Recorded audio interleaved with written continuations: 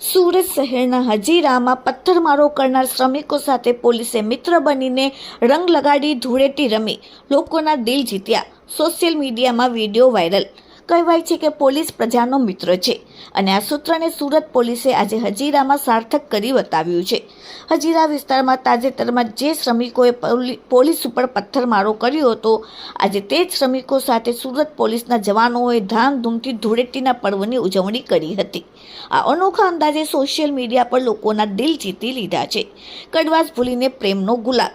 થોડા સમય પહેલા હજીરામાં બનેલી પથ્થરમારાની ઘટના બાદ પોલીસ અને શ્રમિકો વચ્ચે જે તણાવ અને અંતર ઊભું થયું હતું, તેને ઘટાડવા માટે આજે સુરત પોલીસે આ અનોખા માર્ગ અપનાવ્યો હતો। પોલીસ જવાનોએ શ્રમિકોના ઘરે અને વસાહતોમાં જઈને તેમને ગુલાલ લગાવ્યો, મીઠાઈ વેચી। શ્રમિકોએ પણ પોલીસના આ બદલાયેલા અંદાજને આવકારી ખુશી પર્વની ઉજવણીમાં સહભાગી થયા હતા। સુરત પોલીસ માત્ર કાયદો અને વ્યવસ્થા જાળવવાનું જ કામ નથી કરતી, પરંતુ સામાજિક સૌહાર્દ જાળવવામાં પણ અગ્રેસર રહે છે। પોલીસ માત્ર દંડા ચલાવતી નથી, પણ સંબંધો સુધારી પણ જાણે છે।